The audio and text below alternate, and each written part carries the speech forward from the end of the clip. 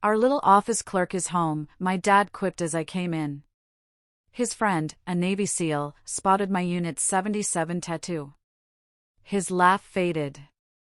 "Sir," he said to Dad, "do you not know who your daughter is?" Then he turned to me, "Admiral Callahan, ma'am, it's an honor." "Oh, you know that feeling? The one where you pour your entire life, your soul, into becoming something extraordinary, only to have the one person whose approval you crave dismiss it all with a single, devastating sentence?" That's where my story begins. What happens when the truth of who you are finally explodes into the open, shattering years of silent resentment and forcing a reckoning you never thought possible? You won't believe what happened next. I'm Alexander Callahan, 44 years old, and for most of my life, I was defined by someone else's expectations. My father, Edward Callahan, was a Navy logistics officer. A proud man, meticulous, who believed real service meant boots on the ground, steel on target. Everything else, well, that was just support work. I knew what duty meant before I could spell it. I remember being 8 years old, watching him pin his retirement insignia into a shadow box, telling me the military was no place for women who couldn't handle combat. It wasn't a challenge, it was a statement of fact. 22 years old, I joined anyway. He didn't protest, not really. He just signed. Like he was stamping a form. I think he assumed I'd wash out, or maybe end up pushing papers in some quiet office, safe and unremarkable. But I didn't. I went to officer candidate school, graduated near the top of my class, accepted my commission as an ensign. He came to the ceremony, but left early for a retirement luncheon with his logistics buddies. I told myself it didn't matter. I had to. My early years were a blur of intelligence work.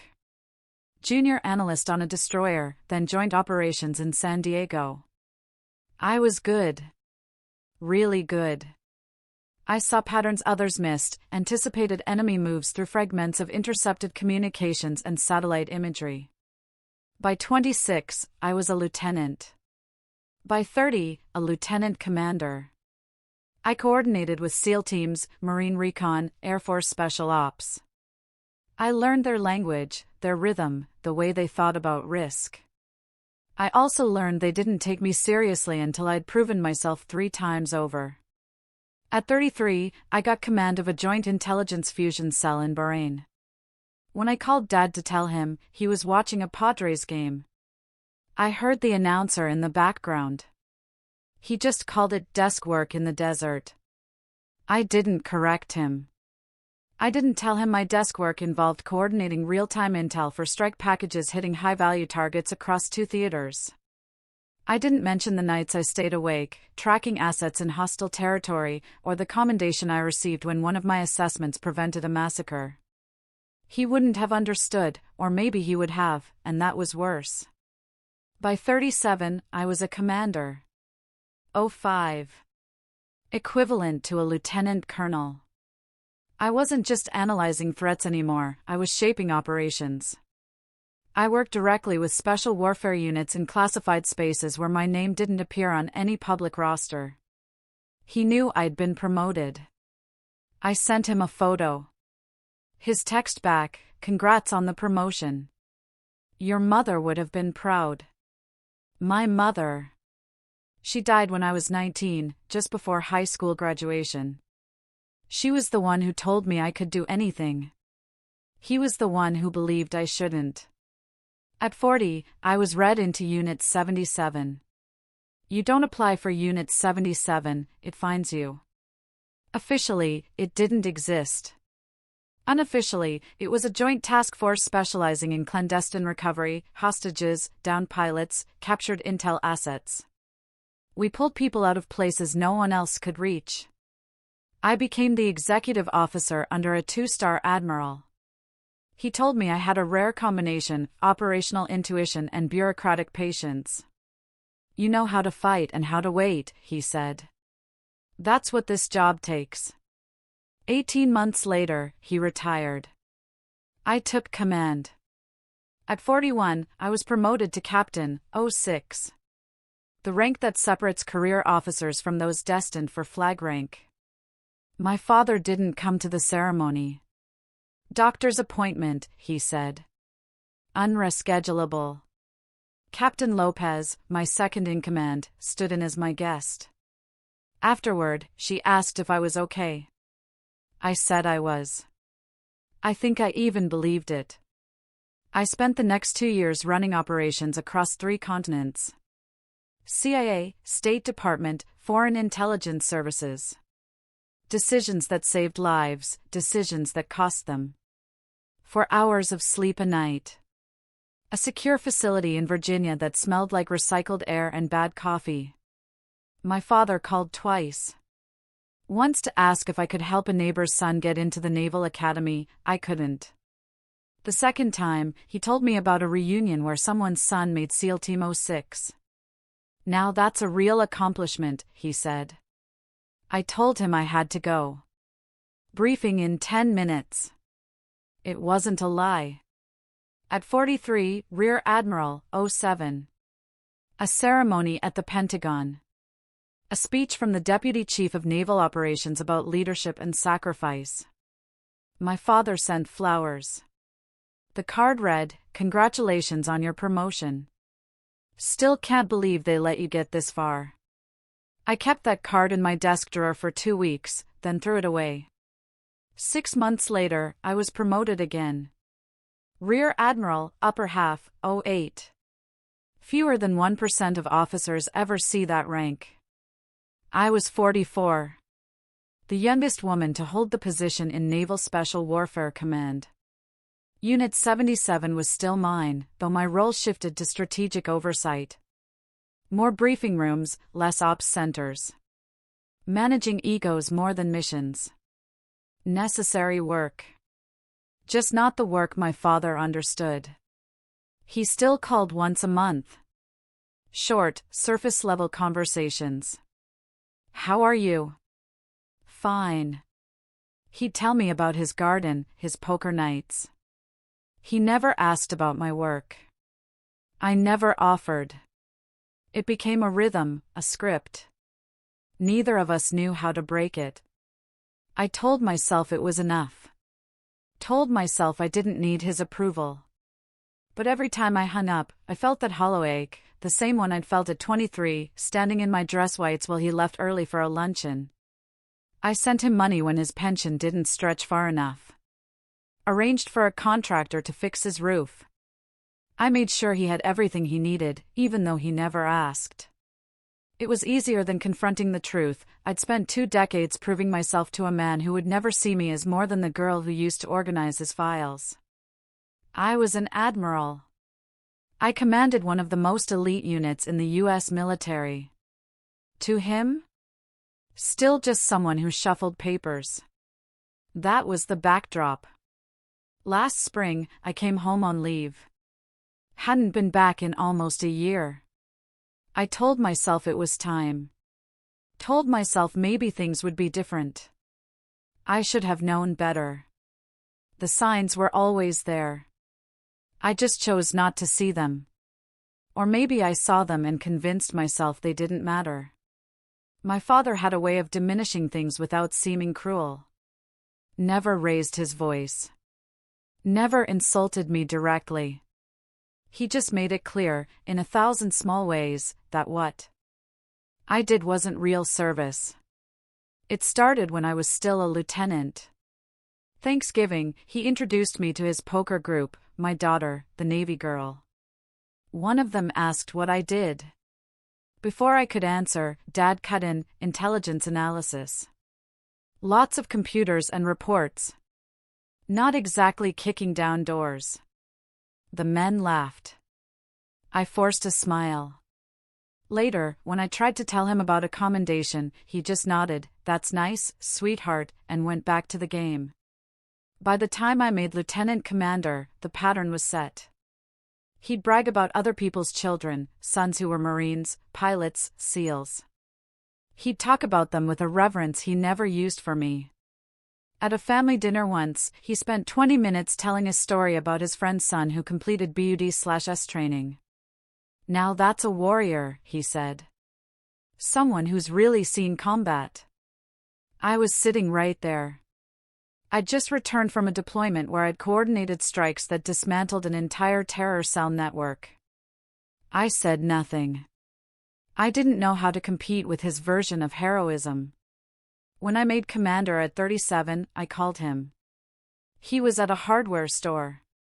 Forklifts, intercom announcements in the background. That's great, Alex. Really great. Hey, I've got to grab some lumber before they close. We'll talk later. We didn't.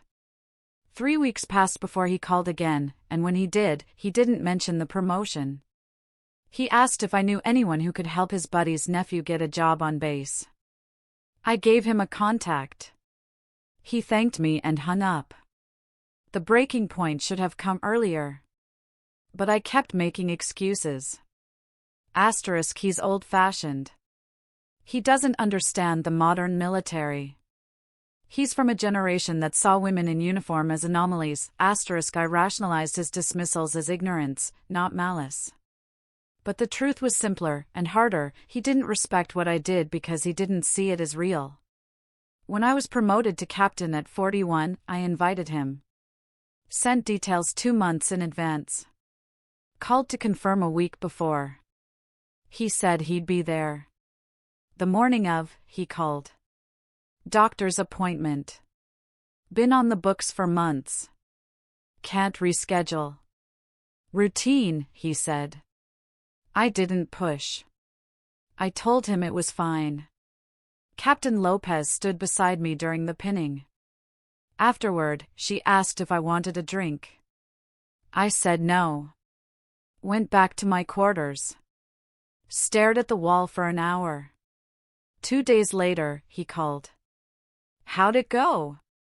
I gave him a brief summary. Well, you've always been good at the administrative side of things. That's a valuable skill. Something cracked inside me. Some small piece of hope I didn't know I was still holding. I thanked him. Ended the call. I didn't cry. I'd stopped crying over him years ago. The comments continued. Every visit, every phone call. Some subtle jab disguised as humor or observation. Our little clerk's probably organizing supply chains, he'd say to his friends. Or, Alex does all the behind-the-scenes stuff. Real important work, even if it's not glamorous. He'd say it with affection, like he was proud of me for knowing my place. I'd smile. Nod.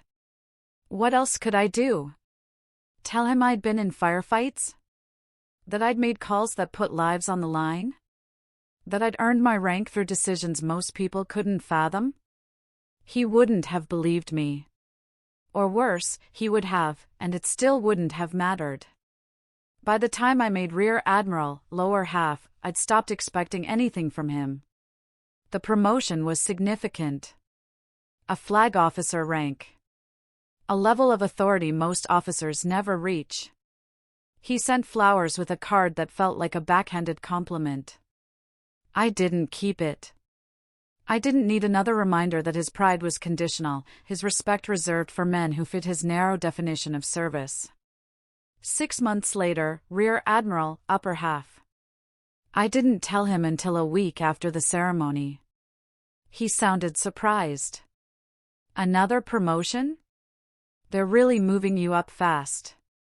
I told him it wasn't fast. It was 22 years of work. He said, well, you always were good at climbing the ladder. Your mother had that same ambition. It wasn't a compliment. It was a dismissal. I let it go. I always let it go. The last conversation before I came home for leave was brief. I called to say I'd be visiting. He sounded pleased. That'd be great, Alex. I'm having a few of the guys over for a barbecue. You should come. I asked who. He rattled off names, old Navy buddies, a couple of guys from his logistics days. And Jacob Rains, a SEAL commander he'd stayed in touch with. Jake's a hell of an operator, my father said. You'll like him. Real warfighter. I said I'd be there. I hung up and stared at my phone, wondering why I kept doing this to myself. I drove 6 hours. Interstate 95 through Virginia, cutting west toward the Blue Ridge foothills where he'd retired 15 years ago. His house, a small ranch, with a yard that always needed mowing. I arrived just after 1300 on a Saturday. The driveway was crowded with trucks. A Jeep with veteran plates. I parked on the street and sat in my car for a moment, gathering myself. I was in dress whites, fresh from a ceremony in D.C. No time to change. It's just a barbecue, I told myself. It doesn't matter, my father was in the backyard when I walked around the side of the house. Near the grill, beer in hand, talking to 3 men. One was younger, maybe late 30s, with the build and bearing of someone who still ran 10 miles before breakfast. That had to be Rains. My father saw me first. He grinned. Raised his beer. Our little office clerk is home, he called out, loud enough for everyone to hear. The men turned. A couple chuckled. I forced a smile. Kept walking. Dad met me halfway, pulled me into a one-armed hug. Look at you, all dressed up. You come from a meeting or something? I told him I'd been at a change of command ceremony in D.C. He nodded absently, already turning back to his friends. Guys, this is my daughter, Alex. She's in the Navy. Does all the intel paperwork and coordination. Real brain work. One of the older men shook my hand. Logistics? He asked.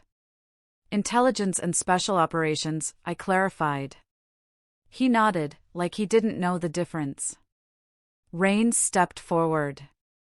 Sharp eyes. That calm intensity you see in operators who've spent years in bad places. He extended his hand. Commander Rains, he said. Good to meet you, ma'am. Likewise, I replied. My father clapped Rains on the shoulder. Jake here just got back from a rotation overseas. Can't talk about it, but let's just say he's been keeping the bad guys on their toes. Rains smiled politely, but said nothing. I liked him immediately. We moved toward the grill. Dad handed me a beer. The conversation shifted to sports, the weather. The usual safe topics. I stood at the edge of the group, half listening, trying to decide how long I needed to stay before I could make an excuse and leave. That's when Rains saw the tattoo. It was on my left forearm, just below the sleeve of my dress whites. A stylized trident with the number 77 beneath it. Small. Precise. I'd gotten it years ago. When Unit 77 was still new, and we were still figuring out what we were. A stupid decision, in hindsight. Officers aren't supposed to get unit tattoos. But I was younger then, and it felt important. I'd kept it covered ever since. But dress whites have short sleeves. No hiding it. Rains was mid-sentence when he saw it. He stopped talking. His expression shifted from casual to something else. Recognition. Disbelief, maybe. He stared at my arm for a long moment, then looked up at my face, then back at the tattoo. Unit 77, he said quietly. It wasn't a question. I nodded. That's right. The yard went quiet. My father looked between us, confused. What's Unit 77? Rains didn't answer. He was still staring at me. I could see the gears turning in his head. He was putting pieces together, my rank, my age, the tattoo, the fact that I'd just come from a ceremony in D.C. When he finally spoke, his voice was careful, almost hesitant. Sir, he said, turning to my father. Do you know who your daughter is? My father blinked. What do you mean? She's Alex. She works in intelligence. Rains shook his head slowly. He turned back to me. I saw the exact moment he made the connection. His posture shifted. He straightened, his hands dropping to his sides, and when he spoke again, it was with the formal tone of someone addressing a superior officer. "Admiral Callahan." "Ma'am." "It's an honor." The silence that followed was absolute. My father's mouth opened slightly, but no sound came out. The other men stared, processing what they'd just heard. One of them, an older guy in a faded Marine Corps t-shirt, looked at me, then at my father, then at Rains. "Admiral," he rasped. "She's an admiral?" Rains nodded. "Rear Admiral, upper half, sir. She commands Unit 77. It's a joint task force for clandestine recovery operations, hostage rescue, asset extraction, high-risk intelligence missions. If you've heard about it, you shouldn't have." He looked at me again, and there was something close to awe in his expression. "Ma'am, I worked with your people in Syria 2 years ago. You pulled out 6 of ours when everyone else said it was impossible. I didn't know you were." He stopped himself, shaking his head. "I'm sorry. I had no idea. I didn't know what to say." I looked at my father. He was pale, his beer forgotten in his hand. He opened his mouth, closed it, opened it again. "You're an admiral?" he finally managed. I nodded. "Since last year." He blinked. "But you said you worked in intelligence." "I do," I said. "I also command a special operations task force. I have for the last 3 years." He stared at me like I was speaking a language he didn't understand. Rains stepped back, giving us space. I could feel his eyes on me. The other men had gone quiet, uncomfortable witnesses to something they hadn't signed up for. My father set his beer down. His hands were shaking slightly. "Why didn't you tell me?" I wanted to laugh. Or scream. Instead, I just looked at him, this man who'd spent 2 decades dismissing everything I'd done. "I tried," I said. Just 2 words, heavy with 20 years of unspoken frustration. The barbecue didn't recover. Rains and the other men made awkward excuses within the hour. They shook my hand with a deference I wasn't used to outside of official settings, offered stiff thank yous for my service, and left. Rains lingered longest. He pulled me aside near my car. "Ma'am, I'm sorry. I didn't mean to," I cut him off. "You didn't do anything wrong, Commander. If anything, I should thank you." He nodded, still looking uncomfortable. "Your father's a good man," he said. "He talks about you all the time. He's proud of you." I didn't correct him. There was no point. When everyone was gone, I went back inside. My father was sitting at the kitchen table, staring at nothing. The house was quiet. I stood in the doorway, unsure whether to sit or leave. He looked up. For the first time in my life, I saw something I didn't recognize in his expression. Not anger. Not dismissal. Shame. "I didn't know," he said quietly. I pulled out a chair. Sat across from him. "You didn't ask." He flinched. A small movement, barely perceptible. "I thought," he stopped, shaking his head. "I thought you were doing admin work." "Coordination." He gestured vaguely, unable to finish the sentence. "A flag officer?" I offered. "A commander of a special operations unit? Someone who spent the last 20 years doing exactly what you said women couldn't do?" He looked away. "I didn't say that. You didn't have to." The words came out sharper than I intended, but I didn't take them back. "Every time I tried to tell you what I did, you changed the subject. Every time I came home, you introduced me as your clerk. You dismissed every promotion, every deployment, every piece of my career like it didn't matter. So, no, Dad, you didn't say it. But you made it very clear.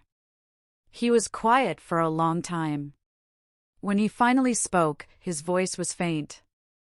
I didn't mean to. He stopped again, struggling. I thought I was protecting you. I thought if I didn't make a big deal out of it, you wouldn't get hurt when things didn't work out. I stared at him. Things did work out. I'm an admiral. I've done things most people will never even hear about. And you weren't protecting me. You were protecting yourself. He didn't argue. He just sat there. This man who'd spent his whole life believing he understood how the world worked, realizing maybe he didn't. I thought about leaving. Walking out. Never coming back. But there was something in his face, some small crack in the armor he'd worn for so long, that made me stay. Why didn't you come to my ceremonies? I asked. Why didn't you ever ask what I actually did? He rubbed his face with both hands. I don't know, he said. I guess I was scared. Of what? Of realizing I was wrong about you. The admission hung in the air. I didn't know how to respond. Part of me wanted to absolve him, to say it was okay, that we could move past it. But it wasn't okay. 20 years of dismissal couldn't be erased with a single moment of honesty. I need to go, I said, standing. He looked up, panicked. Alex, wait. I'm not leaving forever, I said. I just need some air. I walked out to the porch and sat on the steps. The sun was starting to set, casting long shadows. I thought about every time he'd introduced me as his clerk. Every time he'd bragged about someone else's son. Every time he'd made me feel like I was less than. And I thought about Rains. The way his expression had shifted when he saw the tattoo. The way he'd straightened and called me ma'am. It was the first time my father had ever seen someone treat me with the respect I'd earned. He came out 10 minutes later and sat beside me. We didn't speak for a while. Finally, he said, I'm sorry. I didn't look at him. For what, specifically? For not seeing you, he said. For not understanding what you were doing. For making you feel like it didn't matter.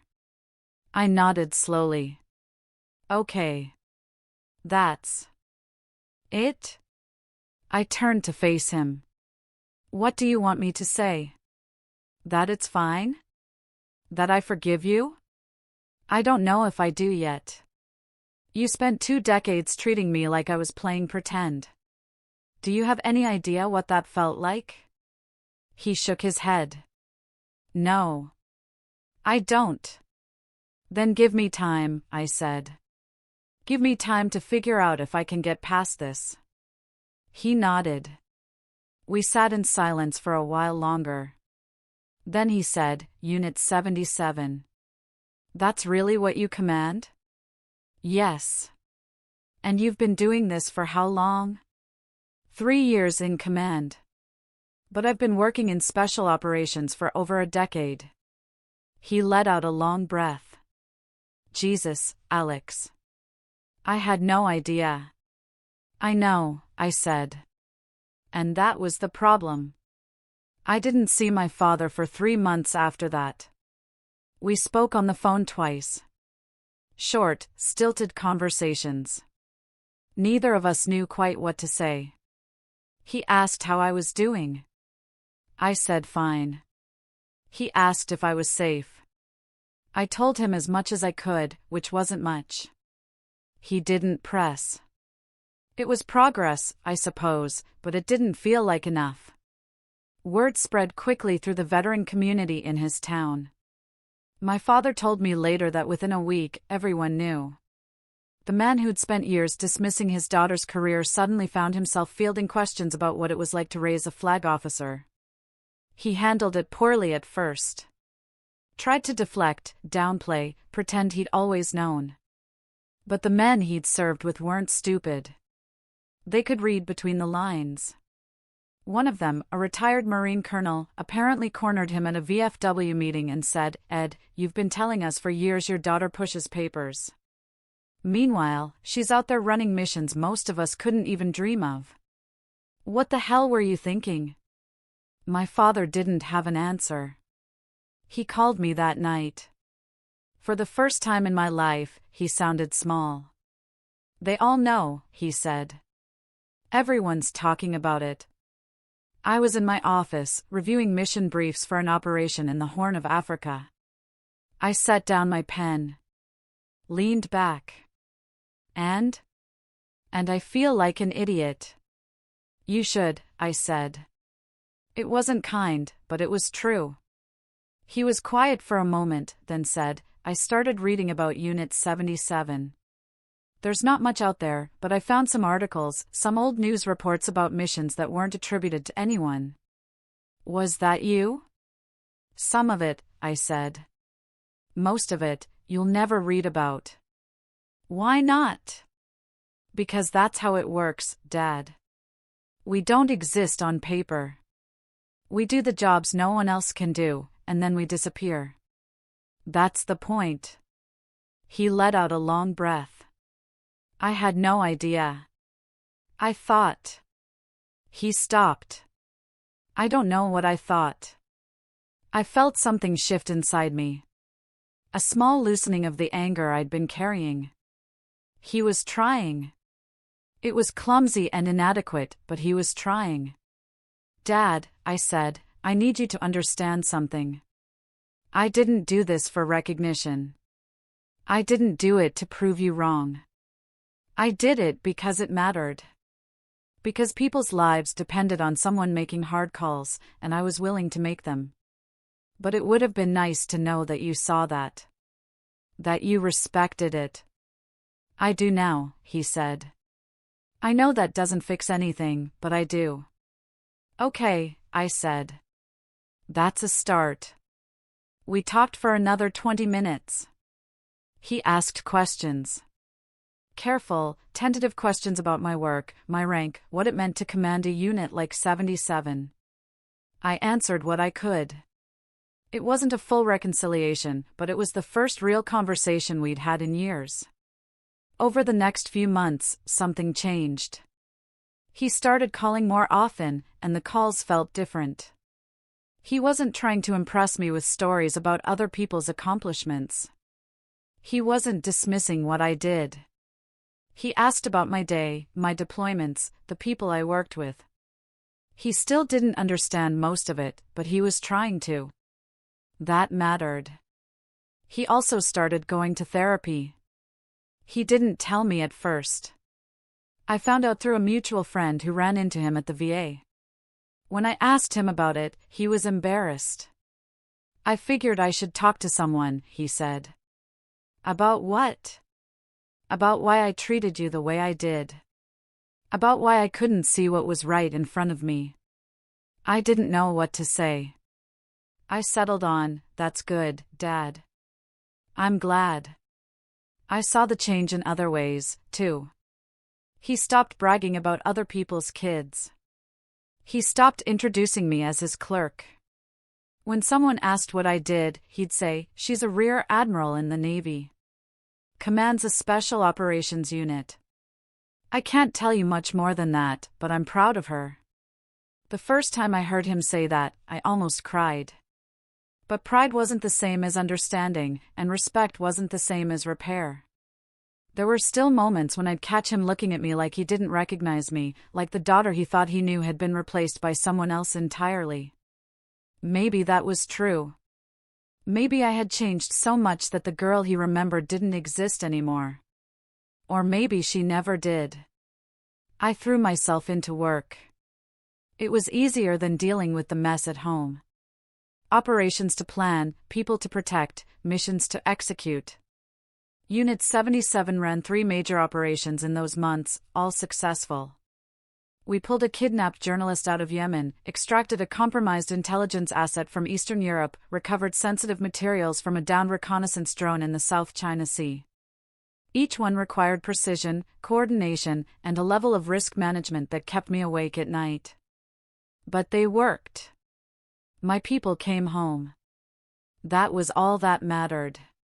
Captain Lopez noticed I was different. We were reviewing after-action reports one evening when she said, "You okay, ma'am? You seem distracted." I told her I was fine. She didn't believe me. "If you need to talk, I don't," I said. Then softer, "But thank you." She nodded and went back to the reports, but I could feel her watching me. Lopez was good at reading people. It was one of the reasons I'd chosen her as my second.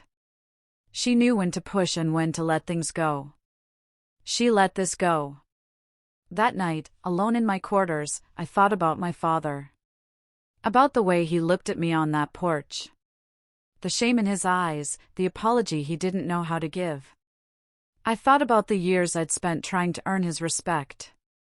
The ways I'd bent myself into shapes I thought he'd approve of.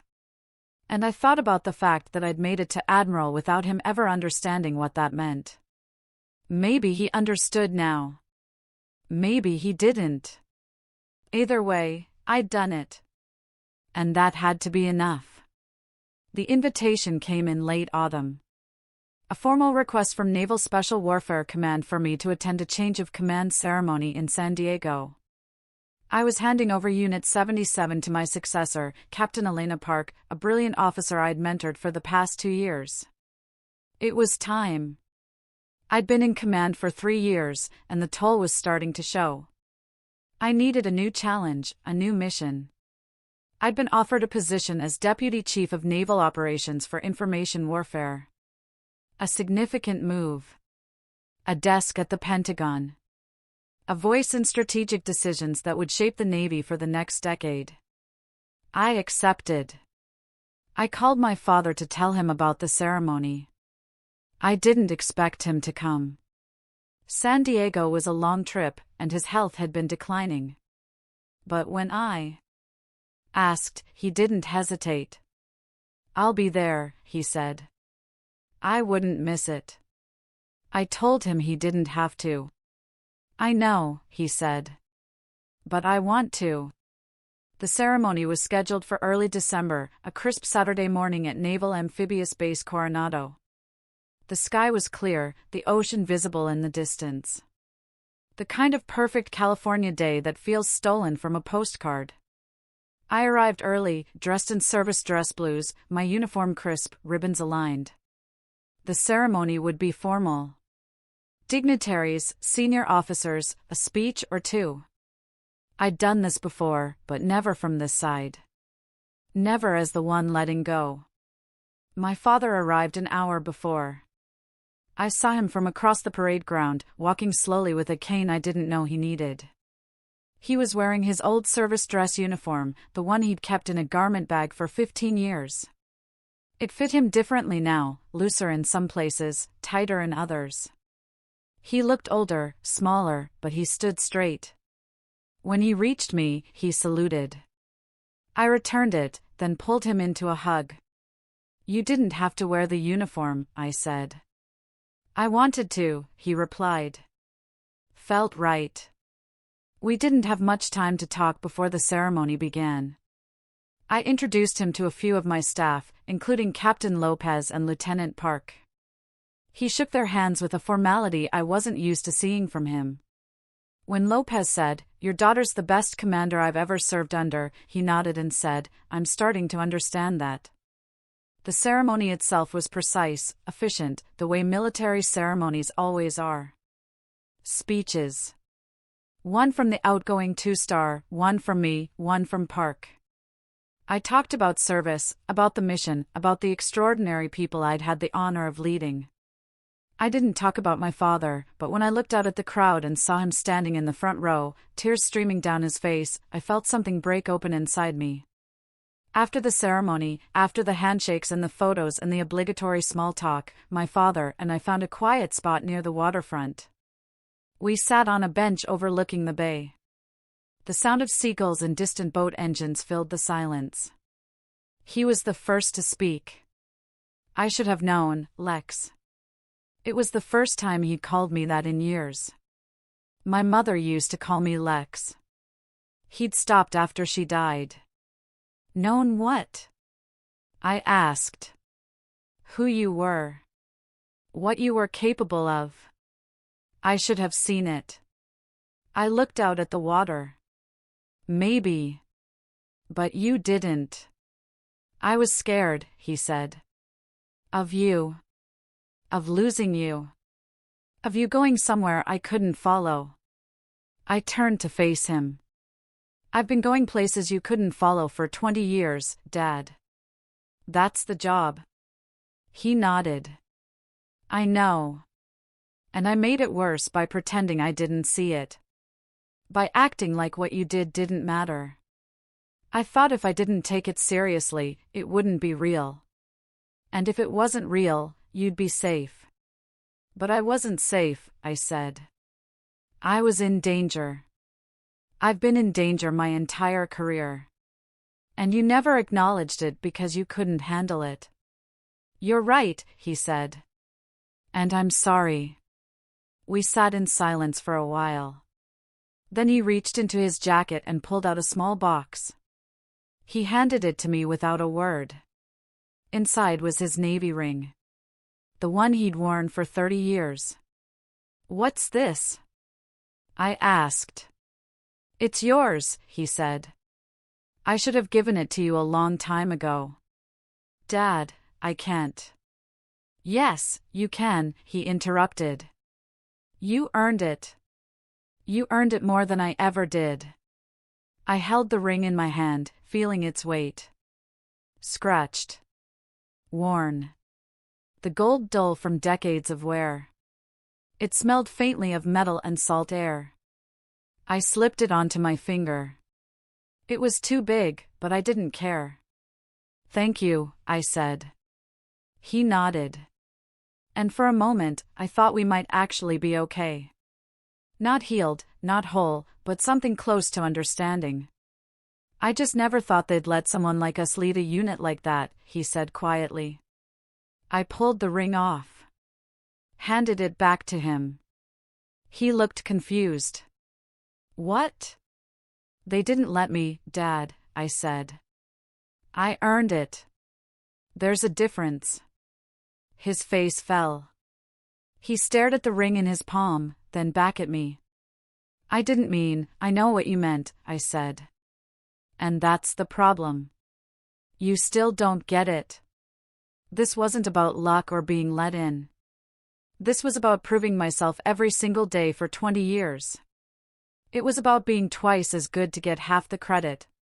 It was about making decisions that would have broken most people, and doing it without recognition because that's what the job required.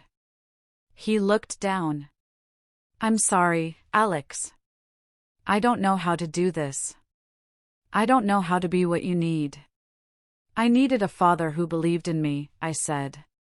But I'll settle for one who's trying to understand. It was quiet for a long time. Then he closed his hand around the ring and said, I'm trying. I know it doesn't fix anything, but I am. I nodded. I know. We sat there until the sun began to set, painting the bay in shades of orange and pink. It wasn't forgiveness. Not yet. But it was something. A crack in the wall. A possibility. When we finally stood to leave, he offered me his arm. I took it, and we walked back toward the parking lot together. An old man in an outdated uniform and his daughter, the Admiral.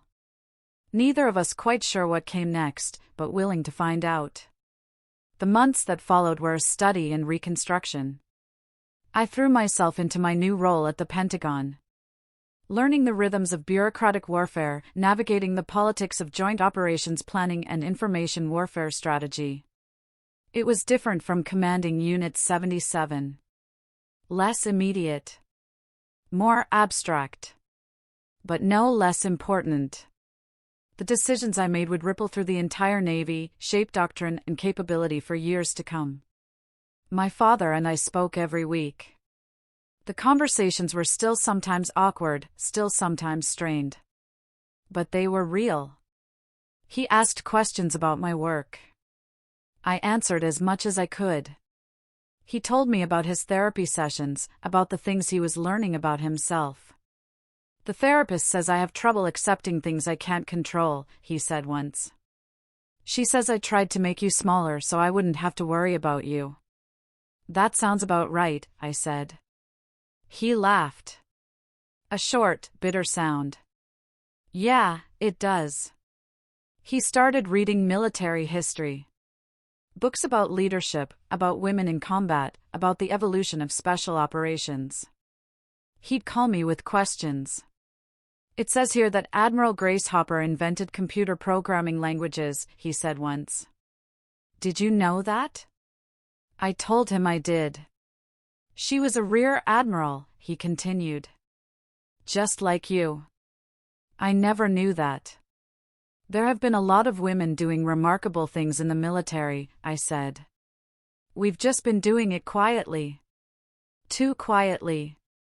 Someone should have told me, he said. I wanted to say that I'd tried to tell him.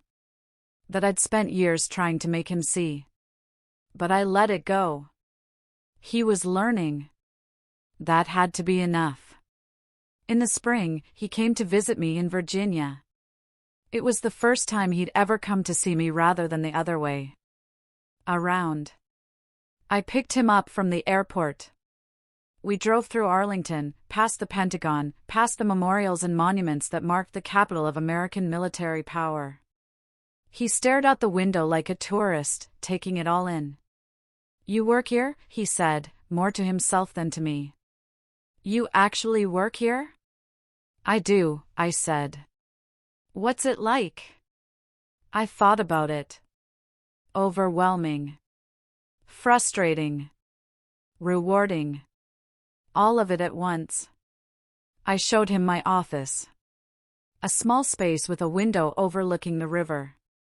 Walls lined with commendations and photos from various commands. He stood in the doorway for a long moment, just looking. This is real, he said quietly.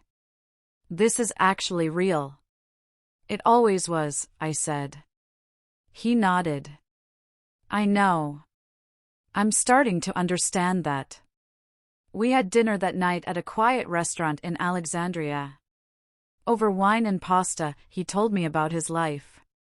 About the things he regretted. About the ways he wished he'd been different. I was a good logistics officer, he said. But I was a mediocre father. I see that now. You weren't mediocre, I said. You were absent. There's a difference. He flinched, but he didn't argue. You're right. I was. And I'm sorry. I took a sip of wine, considering my next words carefully. I used to think that if I just did enough, achieved enough, you'd finally see me. But the problem wasn't what I did. The problem was that you'd already decided who I was. And nothing I accomplished could change that. Until rains, he said. I nodded. Until rains. I hate that it took someone else telling me for me to believe it, he said. I hate that I couldn't see it on my own. So do I said. But here we are. We finished dinner in relative silence. Afterward, we walked along the Potomac, city lights reflecting off the dark water.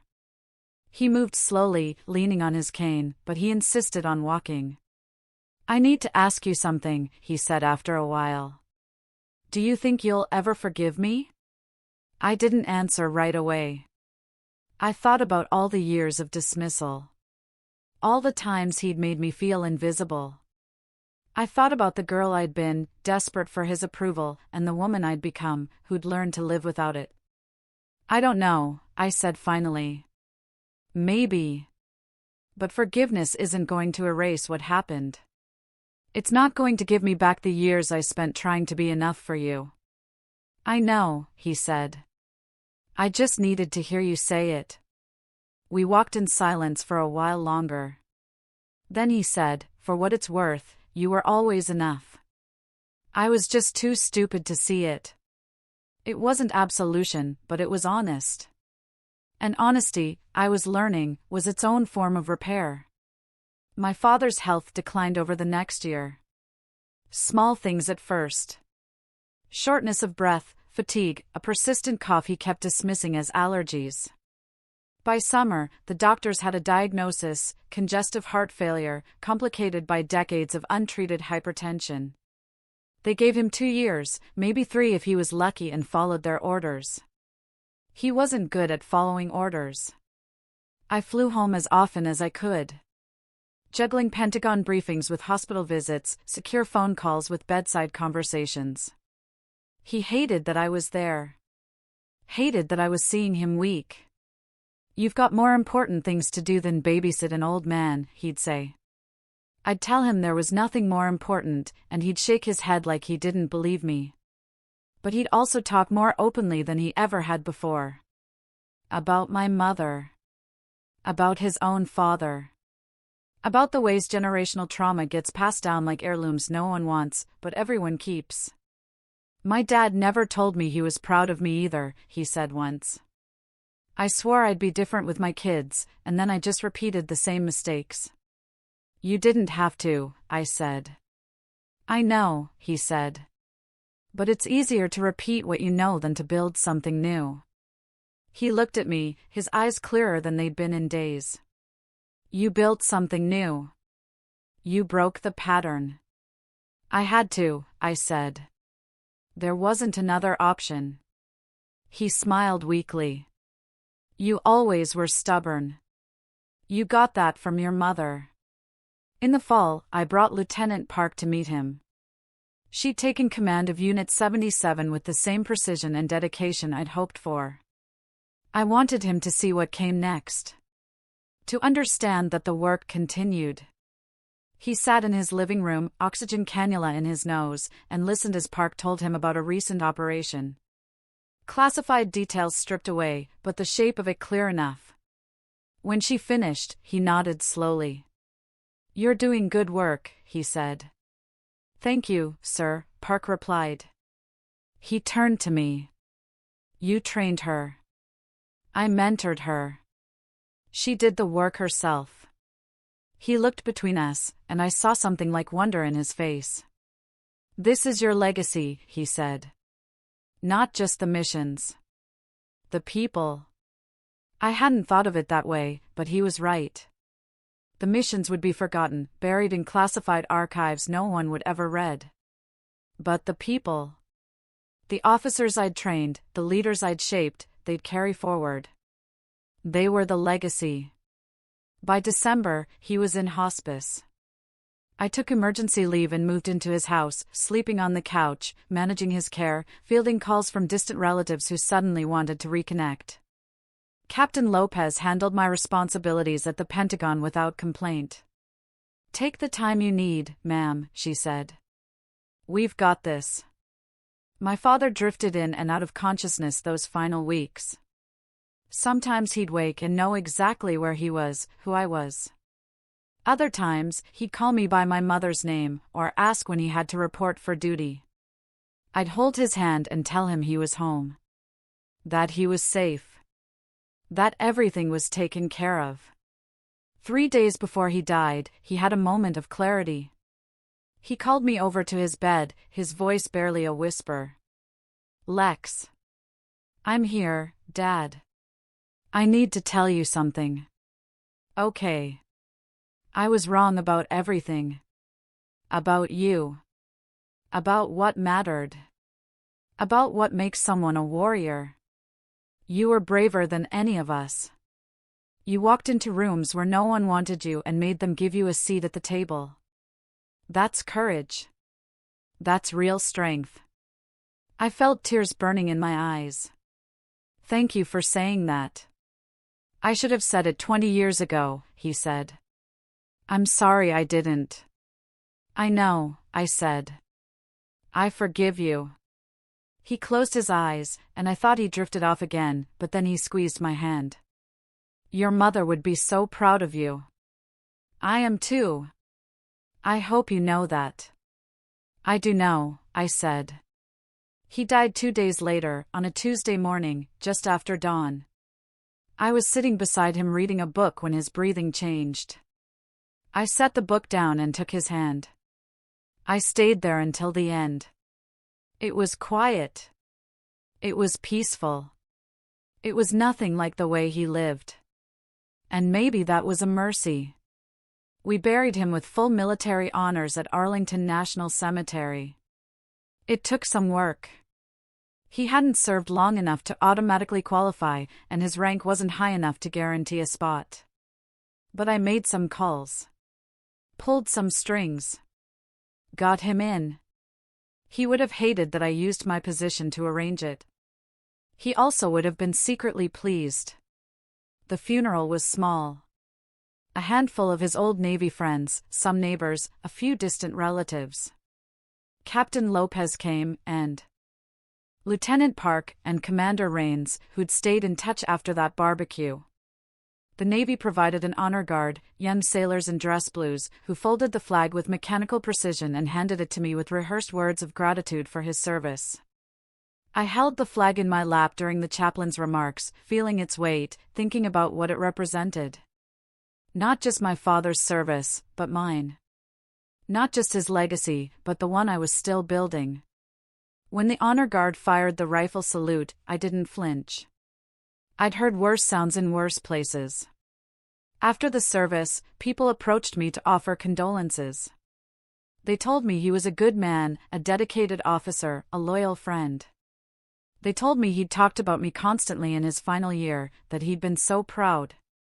I thanked them and smiled and played the part of the grieving daughter. And I was grieving.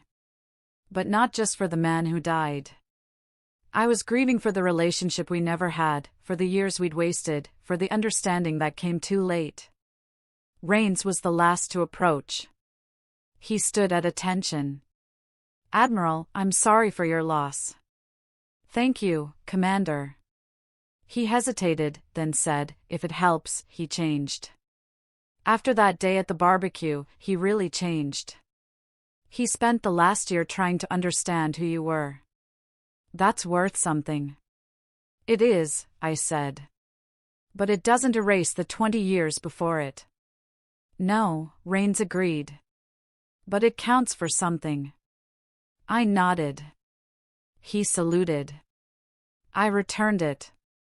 And then he walked away, leaving me alone with the flag and the silence. I returned to work a week after the funeral. A backlog of decisions waiting, briefings to attend, meetings to chair. I dove in with the focus that had defined my career, channeling grief into productivity the way I always had. Captain Lopez noticed, of course. "Ma'am, if you need more time, I don't," I said. "Work is what I need right now." She didn't push, but she watched me carefully, the way a good executive officer does. And maybe she was right to worry.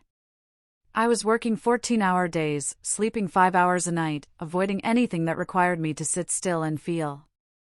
It was unsustainable, and I knew it. But sustainable wasn't the point. Surviving was. 2 weeks after the funeral, a package arrived at my office. No return address, just my name and rank in my father's handwriting. Inside was his Navy ring, the one he tried to give me at the change of command ceremony. And beneath it, a note on yellowed paper, the ink slightly smudged. "Lex, asterisk if you're reading this, I'm gone. I'm sorry I couldn't give this to you in person, but you gave it back last time, and I understood why. I didn't earn the right to pass it to you, but I want you to have it anyway. Not because of what I did, but because of what you've done. You didn't just meet the standard. You became the standard. I wish I'd told you that more. I wish I'd seen it sooner, but I see it now. You're not my little clerk. You never were. You're Admiral Alexandra Callahan, and you're everything I should have been. Carry this if you want. Leave it in a drawer if you don't. Either way, know that I finally understood who you were, and I was in awe, asterisk Dad." I read the note 3 times. Then I slipped the ring onto my finger. It was still too big, but I didn't care. I wore it for the rest of the day, feeling its weight, its history, the complicated legacy it represented. When Captain Lopez noticed, she didn't say anything. She just nodded. A small gesture of understanding. That night, alone in my quarters, I thought about my father. About the man he'd been, and the man he'd tried to become. About the ways we'd hurt each other, and the small grace of his final year.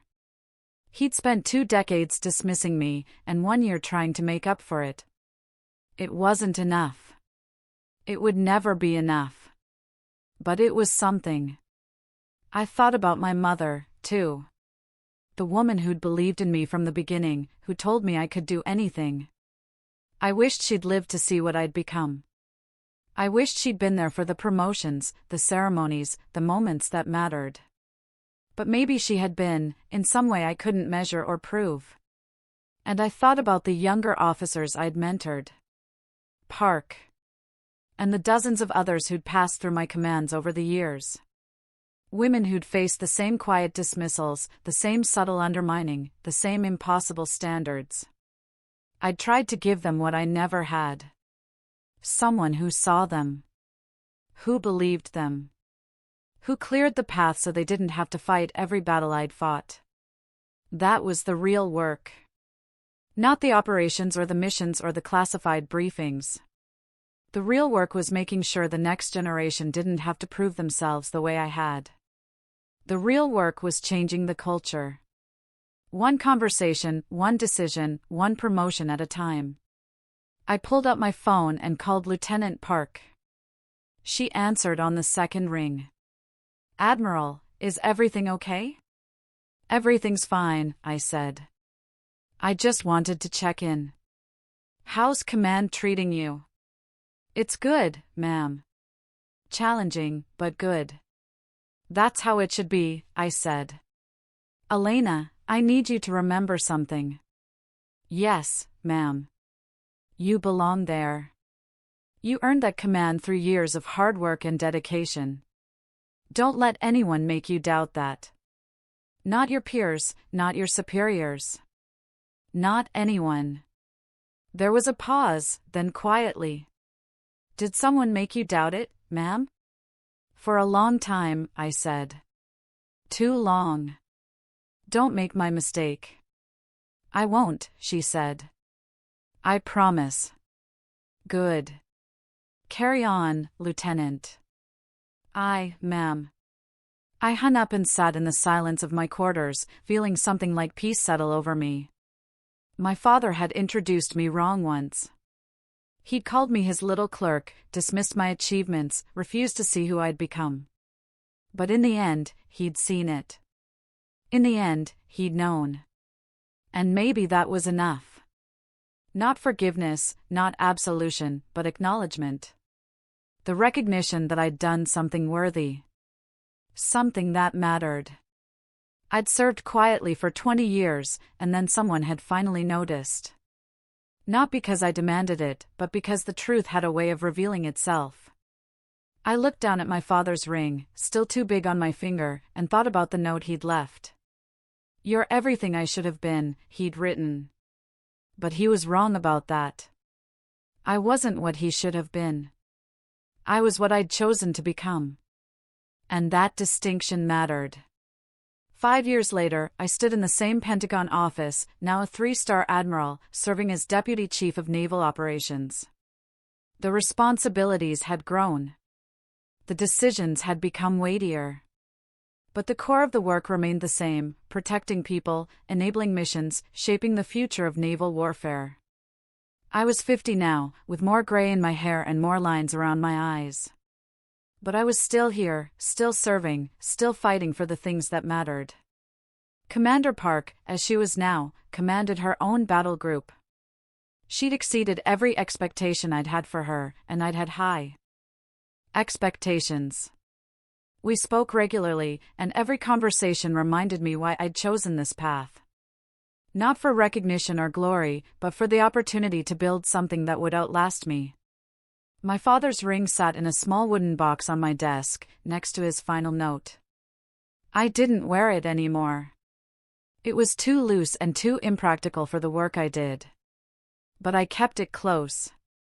Some days I'd open the box and read the note, reminding myself of how far we'd both come. Other days, I'd leave it closed, focused on the present rather than the past. The wound he'd left hadn't fully healed. I'm not sure it ever would. But it had scarred over, leaving behind a harder, wiser version of myself. I'd learned that respect couldn't be demanded, only revealed. That some apologies came through changed behavior rather than words. That legacy wasn't about the recognition you received, but about the people you lifted up. On quiet evenings, when the Pentagon emptied out and I had the office to myself, I'd think about that barbecue. About my father's joke, "Our little office clerk is home." And Commander Rain's response. About the look on my father's face when he realized he'd been wrong. It should have felt like vindication. Instead, it had felt like grief. But grief wasn't the end of the story. The end was what came after. The slow rebuilding. The tentative reconciliation. The grace of his final year. He'd spent 2 decades getting it wrong, and 1 year trying to make it right. It hadn't erased the hurt, but it had transformed it into something bearable. Something I could carry. I kept his Navy ring as a reminder. Not of him, but of the choice I'd made. The choice to serve anyway. To excel anyway. To build a career worth having, even when no one was watching. I'd done it for myself, not for him. But in the end, he'd seen it. And that had mattered more than I'd expected. Now, standing at my office window overlooking the Potomac, I thought about what I'd tell my younger self if I could. I'd tell her that validation would come eventually, but not in the way she expected. I'd tell her that she'd spend years proving herself to someone who couldn't see her, and that it would hurt, but it wouldn't break her. I'd tell her that she'd make Admiral. That she'd command elite units. That she'd shape the future of naval warfare. And I'd tell her that none of it would mean as much as the moment when her father finally called her by her rank. He'd introduced me wrong once, but in the end, he knew exactly who I was. And maybe, after everything, that was enough. 1 year later, I was sitting in a congressional hearing room, testifying about the future of special operations integration. The questions were pointed, the atmosphere tense. And somewhere in the back of my mind, I kept thinking, my father would have been terrified by this, not because of the stakes, he'd understood pressure, but because he never would have imagined his daughter in this chair. Speaking with authority about national security strategy to people who held the nation's purse strings. The hearing wrapped at 1,600 hours. I had 30 minutes before my next meeting, so I ducked into a quiet corridor and checked my phone. There was a message from Commander Park, "Ma'am, something you should see."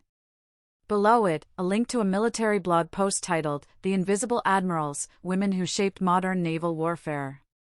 I clicked it. My name was there, alongside a dozen others. The article was well-researched, citing operations that had been recently declassified, missions I'd almost forgotten about. It mentioned Unit 77 by name. Apparently, some of our work had finally been cleared for public discussion. The comment section was predictably mixed. Half the responses were supportive. The other half questioned whether women belonged in combat leadership at all.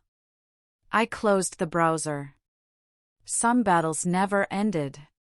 They just changed shape. That evening, I drove out to Arlington. I hadn't been back since the funeral, and I wasn't sure why I was going now. Maybe because the hearing had drained me. Maybe because seeing my name in print alongside special operations and classified missions made me think about how long it had taken for anyone to notice. Maybe because I was tired of carrying the weight alone. The cemetery was nearly empty at this hour. I found my father's grave easily. Section 60, Row C. A simple white headstone with his name, rank, and dates of service. Someone had left a small American flag in the ground beside it. Probably one of his old Navy buddies who still made the trip. I stood there for a long time, hands in my coat pockets, watching the sun set over the rows of white markers. "I testified before Congress today," I said finally. "About special operations reform." They asked hard questions. I gave harder answers. I paused. You would have been proud. Or terrified. Maybe both. The wind picked up, cold and sharp. I pulled my coat tighter. I'm wearing 3 stars now. They promoted me last month. Vice Admiral. I'm one of the youngest women to ever hold the rank. I looked down at the headstone. I thought about calling you. Then I remembered you're not there to answer anymore. A groundskeeper drove past on a small utility vehicle, nodded respectfully, and continued on. I waited until he was out of sight. I still get angry sometimes. When I think about all those years you didn't see me. When I remember introducing myself at functions and having men assume I was someone's wife, not someone's commander. When I think about how hard I had to work just to be taken half as seriously as my male peers. I crouched down, brushed some leaves off the headstone. But I also remember that last year. The way you tried. It wasn't enough, but it was something. I stood back up. Commander Rains called me last week. He's retiring. Moving to Colorado. He told me that barbecue changed his life. Made him look at his own daughter differently. Made him realize he'd been making the same mistakes you did. He thanked me. I laughed, short and bitter. I didn't know what to say. I wasn't trying to teach anyone a lesson that day. I was just trying to survive a family dinner. A jet passed overhead, likely heading to Reagan National. I tracked it across the sky until it disappeared. I'm mentoring 6 junior officers right now. All women. All brilliant. All fighting battles they shouldn't have to fight. I'm trying to make it easier for them. Trying to clear the path so they don't have to prove themselves the way I did. I paused. I think that's what you were trying to tell me at the end. That the work isn't just the missions. It's the people who come after. The sun was almost gone now. The cemetery sinking into twilight. I needed to leave soon. Needed to get back to my apartment and prepare for tomorrow's briefings. But I stayed a moment longer. I forgave you, I said quietly. I'm not sure when it happened, exactly. Maybe it was when I read your note. Maybe it was later, when I realized I was carrying your ring in my pocket like a talisman. Maybe it's happening right now, standing here telling you about my life like you can still hear me. I took a breath. You hurt me for a long time. But you also raised me to be resilient. To serve quietly. To do the work without needing applause. You just never realized I'd take those lessons and build something you couldn't imagine. I reached out and touched the cold stone. I miss you. Not the version of you that dismissed me. The version from that last year. The one who finally saw me. I wish we'd had more time with that version. I pulled my hand back. But we didn't. So I'm taking what you gave me, the good and the bad, and I'm using it to build something better for the women who come after me. For the daughters who deserve fathers who see them from the start. I straightened my coat. Squared my shoulders. I have to go. I have a breakfast meeting with the Chief of Naval Operations tomorrow. We're discussing the next generation of information warfare strategy. Big decisions. Lives in the balance. The kind of work you never thought I'd do. I smiled. But I'm doing it. And I'm doing it well. I started to walk away, then stopped and looked back. You introduced me wrong once, Dad. But I introduced myself correctly every day after, and that made all the difference. I saluted. Sharp. Precise. Then I turned and walked back to my car, carrying his memory and my own hard-won certainty that I'd earned every single step of the journey. The cemetery gates were closing as I drove out. In my rearview mirror, I could see the headstones disappearing into darkness. Row after row of service members who'd given everything they had. My father was among them now. And someday, I would be too. But not yet. I still had work to do. That's how his little clerk became the admiral he never saw coming. So, tell me, have you ever been in a situation where someone, especially someone important to you, just refused to see you for who you truly were? How did you navigate that? Did you ever find peace, or did you just build your own path? I'd love to hear your experiences in the comments below.